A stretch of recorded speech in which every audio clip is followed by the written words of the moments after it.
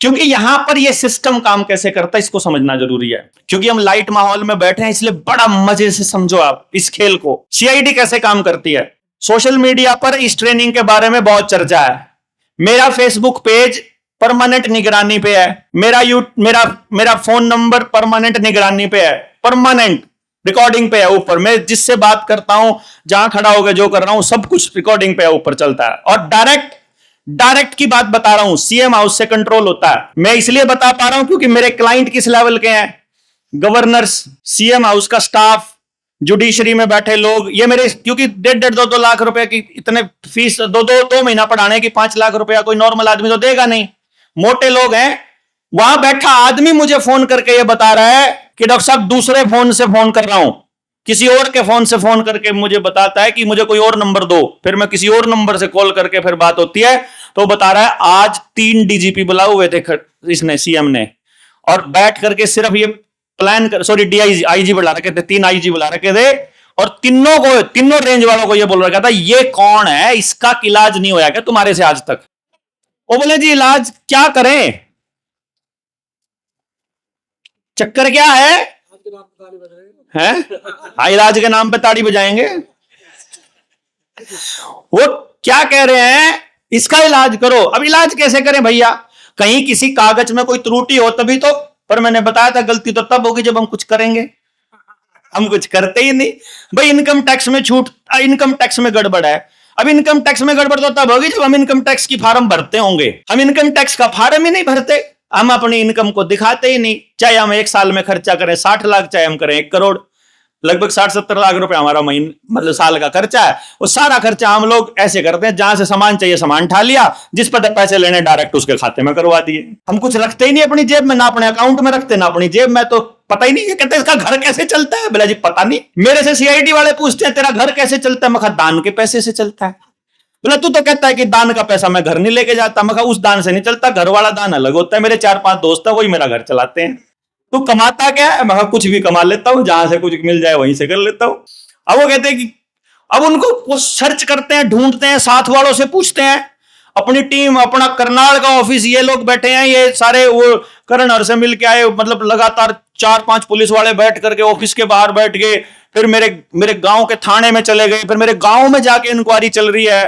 पूरी इंक्वायरी की किस तरह रगड़ रहे हैं। कारण क्या है, वो ये लोग ये देखते हैं, आप युद्ध को अगर आप देखोगे, कोई भी बड़ा युद्ध जब हम लड़ते हैं तो जो युद्ध की नीति होती है, उस युद्ध की नीति में जो स्ट्रेटजी बनाने वाले लोग हैं युद्ध की, वो लोग ये देखते हैं कि दुश्मन के पास सैनिक कितने हैं, किस तरह के सैनिक हैं, उसके पास असला कैसा है, हथियार कैसे हैं, और उसके पास रसद पानी कितने दिन का है, और उसको रसद की सप्लाई कहां से हो रही है। आप सैनिकों का रसद काट दो, खाली राशन पानी काट दो, पानी की और खाने की सप्लाई काट दो, दुश्मन वैसे ही आता हो जाएगा। कितने दिन लड़ लेगा भूख आदमी, है कि नहीं।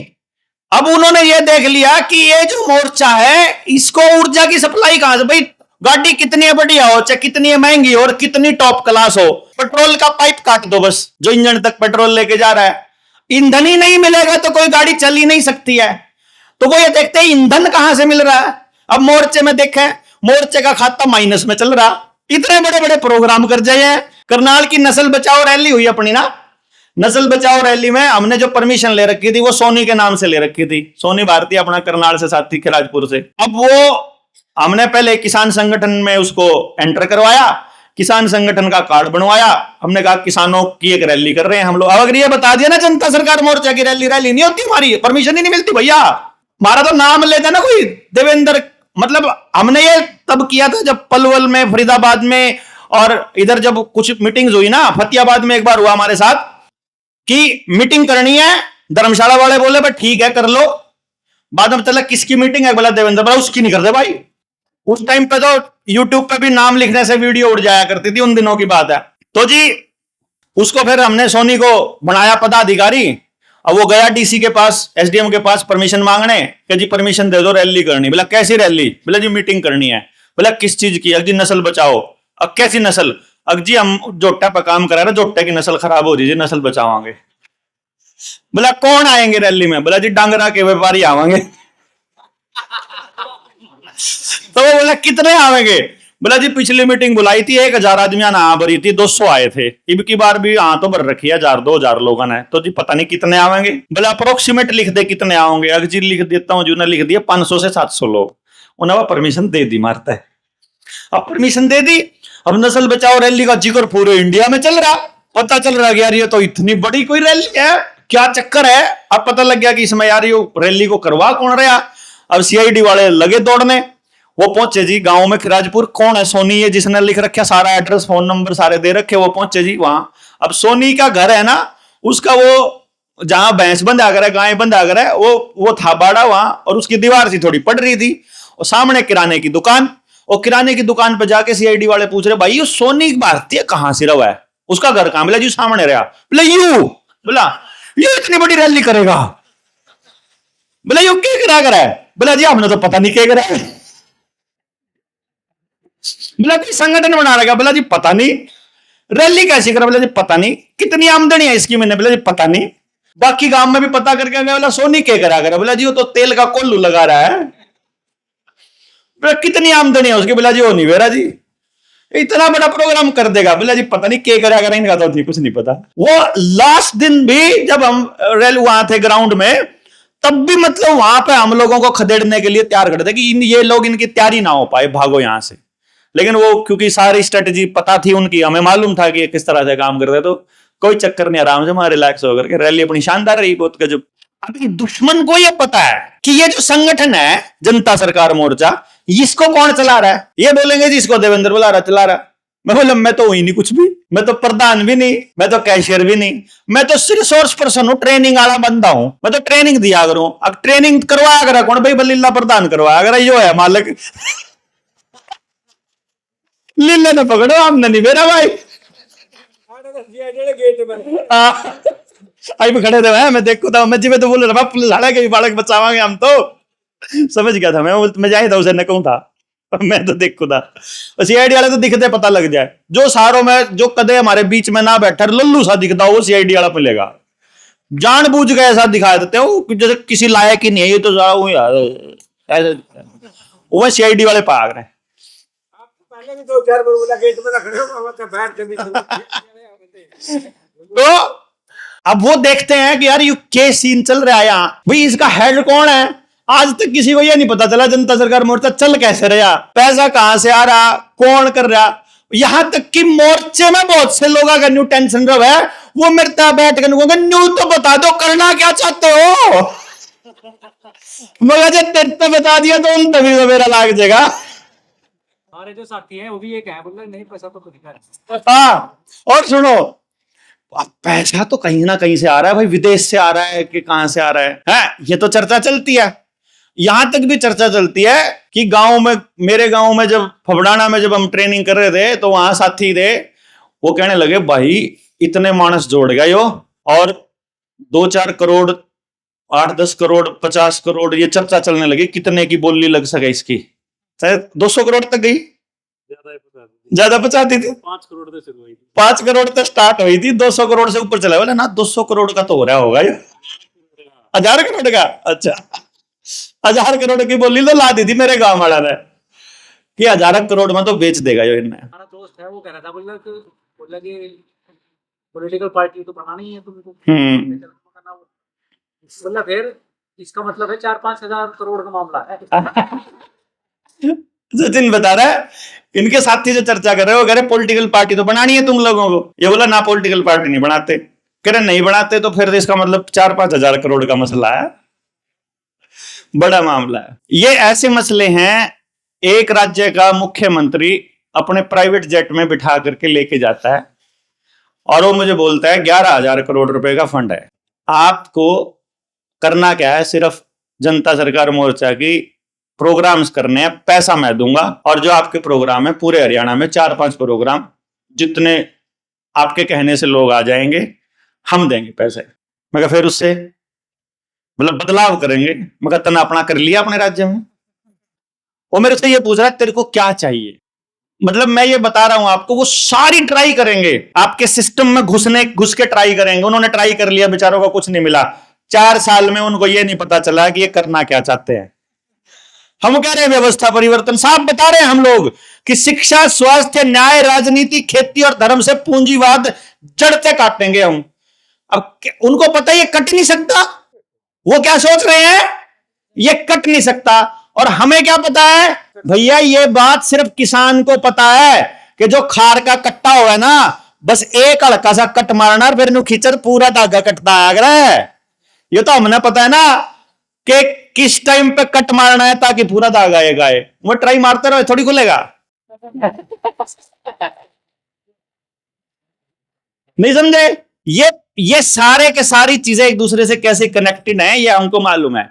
आप एक का कनेक्शन काट दोगे, सारी ध्वस्त हो जाएंगी। ये जैसे रेत का वो होता है ना महल, नीचे हल्का सा कट मार दो, सारा धड़ाम से गिरेगा। और जो व्यवस्था हमारे बुजुर्गों ने बना रखी है, सोचो इनको 50 साल लग गए, इनसे टूट नहीं रही अभी भी।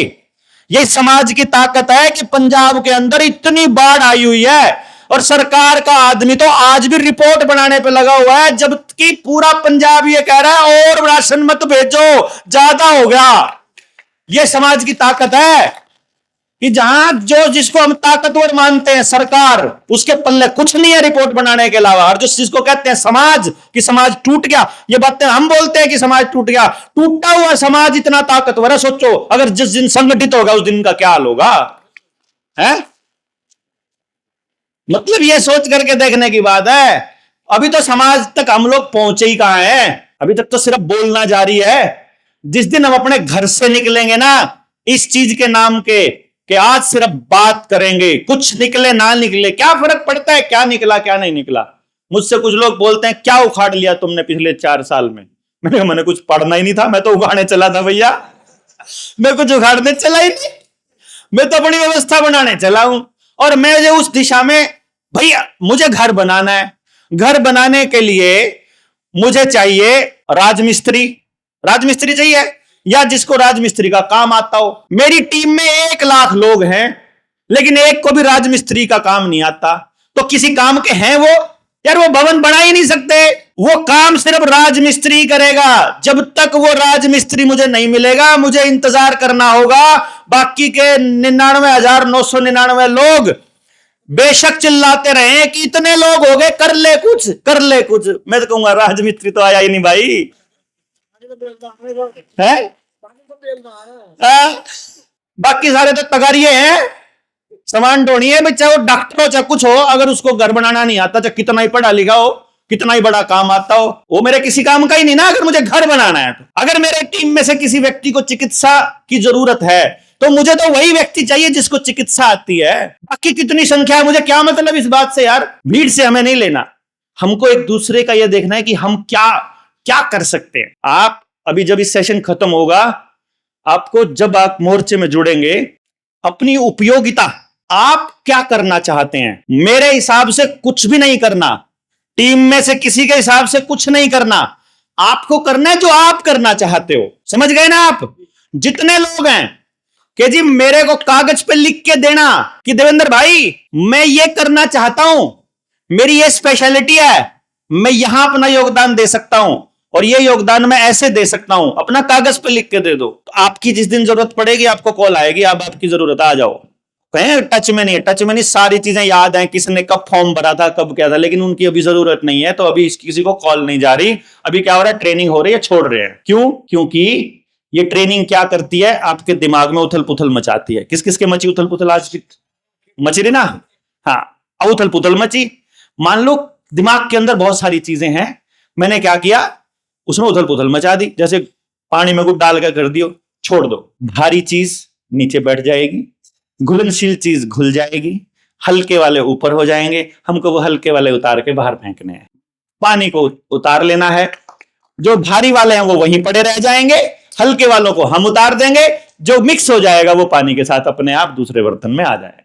तो मुझे तो घुलने वाले लोग चाहिए, आपको कैसे घुलना है, समझे ना बात? यानी हम उस एंगल से सोच सकते हैं कि नहीं सोच सकते हैं। आप में से एक भी व्यक्ति ऐसा नहीं है जिसकी उपयोगिता समाज में ना हो, यह बिल्कुल मत सोचिएगा।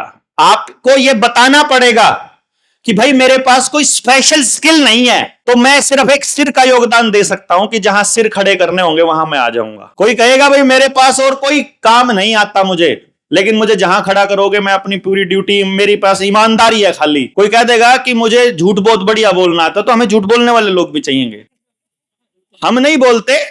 पर देखो, एक चुनाव की बात है, मैं बताता हूं आपको, मैं नाम नहीं लूंगा कहां का चुनाव था, पंजाब का चुनाव था, ये बता देता हूं। उसमें क्या हुआ, एक बंदा आया, जी कम दसो डॉक्टर साहब। मैं बोला जी नाम दसो, नाम बता दिया, फोन नंबर बता दिया, केड़ा पिंड है, फलाना पिंड है। उस पिंड के जो अपने साथी थे मैंने फोन करा, मैं भाई फलाना नक्षत्र सिंह आया हुआ है। मैं कहा क्या करना है इसका, क्या करता है ये गांव में, किस तरह का आदमी है। बोला जी गलती से भी मत बिठा लेना इसको। मैं क्या हुआ, कह रहे ये ऐसा आदमी है, ये जहां खड़ा हो जाता है 10-20 वोट काटने का काम करता है।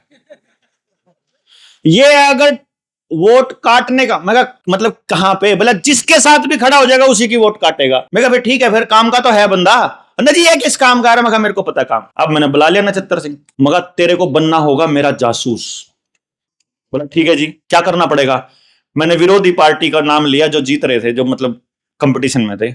मैंने कहा तेरे को सुबह 7 बजे उनके ऑफिस में जाके बैठ जाना है और शाम 6 बजे तक कौन कौन आया कौन कौन नहीं आया सबकी रिपोर्ट तैयार करनी है, और शाम को मेरे से चुपके से आके मिलना है। दुनिया को नहीं दिखना चाहिए कि तू अपना आदमी है, दुनिया को दिखना चाहिए तू उसका आदमी है। ठीक है, जितनी वोट काटेगा उसकी काटेगा, मुझे क्या दिक्कत है भाई। उसको लग रहा है वो काम कर रहा है, हमको लग रहा है वो काम कर रहा है, काम हो रहा है कि नहीं हो रहा हमें नहीं पता, लेकिन हमें उसको ये कहने की जरूरत नहीं कि तू किसी काम का नहीं है। वो कहीं ना कहीं फिट हो सकता है, तो इसलिए हमारे बीच में ऐसा कोई नहीं है कि वो फिट ना होता हो। बस ये बात होती है कि जिस टाइम पे जिस तरह के स्किल की जरूरत पड़ेगी उस टाइम पर केवल उसको कॉल कर लिया जाएगा, और जरूरी नहीं होता है कि उसके पास भी इतना समय हो कि वो लगातार लंबे समय तक कर पाए। वो भी लगता है कि चलो अभी के लिए कुछ टाइम के लिए करके देखता हूं, मजा आया तो ठीक है, नहीं तो छोड़ देंगे। ये तो और बतेरे संगठन है। यहां की ब्यूटी क्या है कि आप ये जो समाज बना रहे हो, ये जो परिवार बन रहा है, मैं मतलब अभी तक के अपने तजुर्बे से ये कहता हूं कि मोर्चे के साथियों को एक दूसरे से इतनी ऊर्जा मिलती है, यहां पर इतनी ऊर्जा मिलती है कि उनको लगता है कि यार इतना बड़ा परिवार हो गया है हमारा, कभी भी कोई दिक्कत आएगी तो हम पीछे। देखो अभी तक कोई मदद कर पाया नहीं कर पाया वो अलग कहानी है, उस पर तो जाते ही नहीं कि कितने लोगों की क्या मदद करी, क्या हुआ क्या नहीं, लेकिन अंदर से जो ये भरोसा है ना कि समाज में कोई किसी का नहीं है, ये भरोसा यहां टूटता है, जो लोगों का जो भ्रम है, सॉरी, और ये भरोसा जगता है कि नहीं भाई कुछ लोग तो हैं जो एक दूसरे के साथ खड़े हो सकते हैं। ये ब्यूटी है अपनी इसकी मोर्चे की। तो वो जो गेम खेल रहे हैं वो खेल रहे हैं उनके ताने बाने से, कि ये ताना बाना बना रखा है उन्होंने। आपके साथ जब भी कोई घटना घट जाए, फॉर एग्जाम्पल आपका कोई बिल्डिंग गिर गई, उन्होंने बना रखा था, कोई सरकार नहीं बनाई थी बिल्डिंग 10 मंजिला 5 मंजिला, और बिल्डिंग गिर गई। अब बिल्डिंग गिरने के बाद क्या होगा, देश की जनता ये सवाल पूछती है इसमें गलती किसकी थी, और गलती करने वालों को सजा दी जाएगी। ठीक है जी। सबसे पहली बात, वहां पर जगह का सिलेक्शन किसने किया था, वहां पर इंजीनियर कौन था, ठेका किसको मिला था, कौन मिस्त्री था। आप देखोगे उस बिल्डिंग को बना मेन में वो कहेगा नहीं जी बिल्डिंग वैसे नहीं गिरी है, ये तो आग लग के गिरी है, तो आग किसकी, लिफ्ट में लगी थी जी, तो लिफ्ट वाले की गलती है। लिफ्ट वाला कहेगा जी बिल्डिंग गिर के लोग मरे हैं, लिफ्ट से थोड़ी कोई मरा, वो तो ईंट पत्थर से मरा। तो बोला ईंट पत्थर तो फिर भाई वो तो भट्ठे वाले ने बना रखे थे। भट्टे वाला कहेगा जी मेरा तो बेचने का काम था, मैंने थोड़ी लगाए थे वहां। और लगाने वाला मिस्त्री कहेगा जी मेरे को तो इंजीनियर ने बोला था ये तो ये कर रहा है जी। इंजीनियर कहेगा जी मैंने तो ठेका दे दिया था। क्या ठेकेदार कहेगा जी जो नॉर्म्स थे वो मैंने पूरे कर दिए थे, साइन कर रखे, देखो इंजीनियर ने नॉर्म्स पूरे करके लगाए थे, जो आपने नॉर्म दिए वो नॉर्म पूरे कर दिए, साइन हो रखे हैं कि नहीं हो रखे हैं। पता ही नहीं चलेगा गलती किसकी है।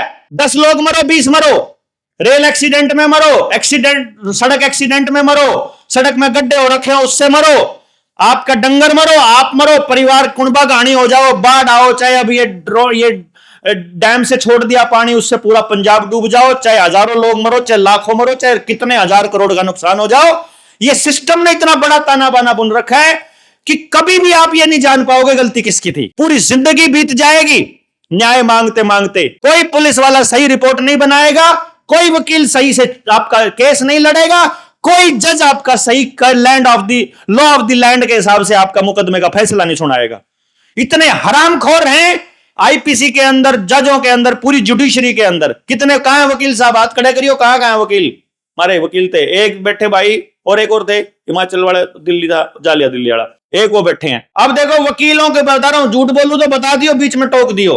संविधान बना दिया, आईपीसी बना दी, सिविल प्रोसीजर बना दिए, सारा कुछ बना दिया, सारे कानून बना दिए, लेकिन कमाल की बात क्या है मालूम है? कि फैसला जज अपने विवेक से दे सकता है। क्यों जी? है ना? कानून के हिसाब से देगा, कानून के हिसाब से देगा, ऐसा कोई सिस्टम नहीं है। एक बार सारों ने बता दो जी वकील साहब ठीक कह रहा हूं गलत कह रहा हूं, है? समझ गए ना? मतलब जज की मर्जी है, वो अपनी लुगाई तक लड़का आया तो किसी ने भी करा, किसी ने भी छो मार के कोई भी फैसला सुना सके। वो डिप्रेशन में है तो कोई भी फैसला सुना सके, उसकी मर्जी है, उसको पैसा मिला हुआ है तो वो कोई भी फैसला सुना सके। ऐसे कानून, ऐसी न्याय व्यवस्था के भरोसे हम लोग बैठे हुए हैं, जहां जज के ऊपर यह बंदिश नहीं है कि तुझे लॉ ऑफ द लैंड से चलना पड़ेगा, तुझे देश के लोगों के कानून के हिसाब से चलना पड़ेगा, यह नहीं है बंदिश। अब आप सोच लो, तो मतलब यह हो गया कि जुडिशरी, सत्ता, पुलिस, प्रशासन, ये जो आपको बताया जाता है ना कि एडमिनिस्ट्रेशन कैसे चलता है, हम लोगों की कितनी डॉक्ट्रिन हमारे साथ किया जाता है, हमारी सोच के साथ।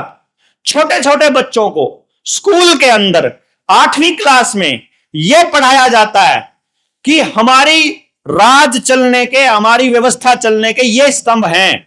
एक जुडिशरी है, एक ब्यूरोक्रेसी है, एक विधान पालिका है, जिसको विधानसभा, लोकसभा ये सब बोलते हैं। वो ऐसा करके आपको एक एक करके सारे अंग बताएंगे, ये ऐसे काम करते हैं, ये ऐसे काम करते हैं। कोई भी आदमी आपको ये नहीं बताएगा कि अगर इस पूरी की पूरी व्यवस्था में कोई आदमी कसूरवार मिले तो किसको कैसे कंप्लेंट कैसे करनी है। आप में से सबको पता है कि आप चोरी करोगे, आप कुछ गलत काम करोगे तो आपको पुलिस पकड़ के ले जाएगी। लेकिन कमाल की बात यह है, किसी को भी यह नहीं पता कि पुलिस जब चोरी कर रही है, सबको पता पैसे ले रही है, सबके चलान के जितने चौक पे खड़े हैं सब रिश्वतखोर खड़े हैं, जजों के घर में पैसा मिल रहा है, किसको कंप्लेंट करनी है किसी को नहीं पता। मतलब कमाल की बात यह, जिनके हाथ में व्यवस्था है, जो व्यवस्था को चलाने की जिम्मेदारी लेके बैठे हैं, अगर वो चोर हो तो कहां जाएंगे हम?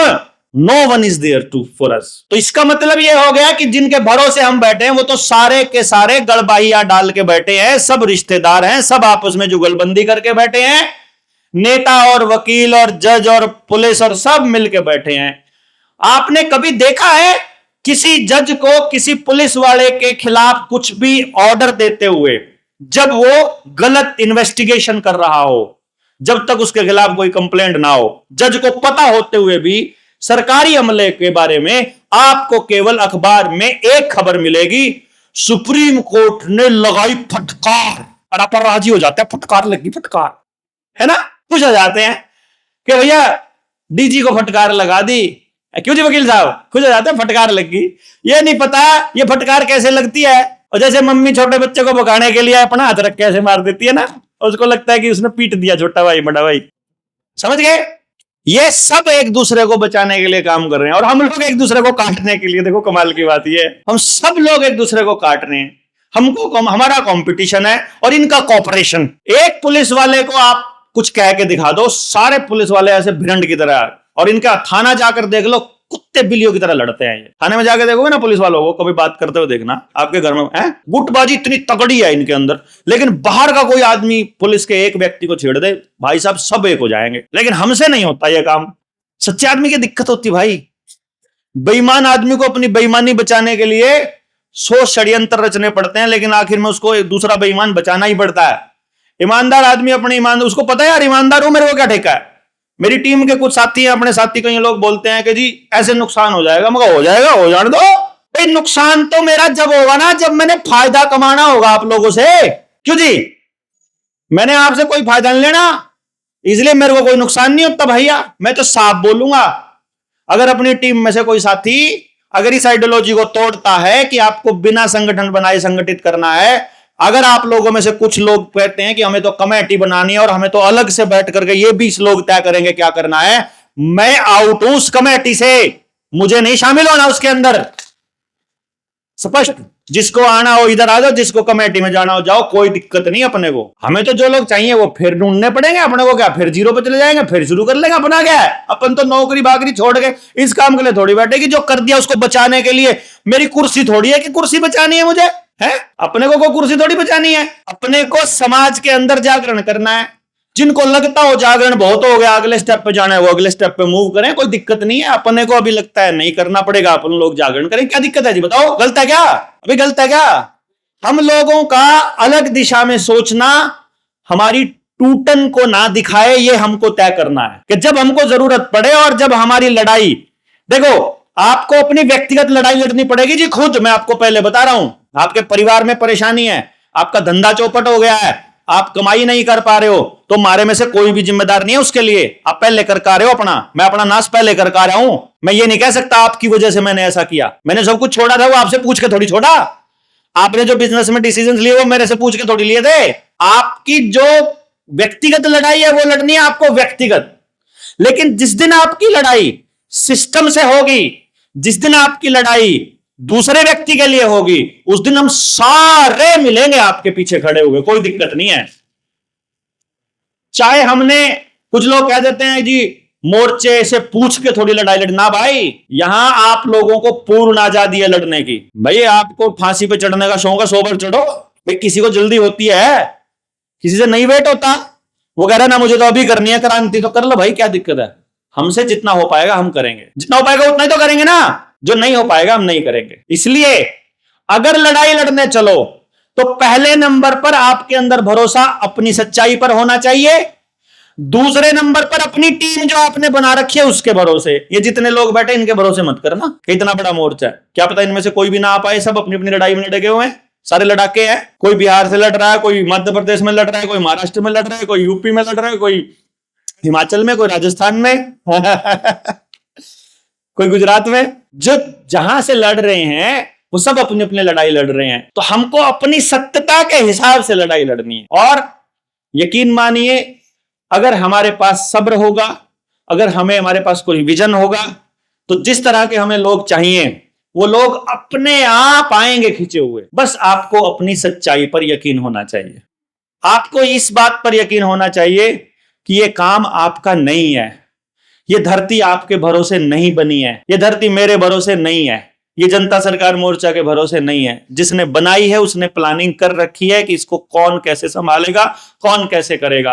अपना अपना रोल अदा करना है ईमानदारी से। बस जो आज मेरा रोल है, जो आज मेरा कर्म है, उसको ईमानदारी से करना है। कल क्या होगा नहीं सोचना है। मैं इस फंडे पे चलता हूं तो इसकी वजह से मैं खुश रहता हूं।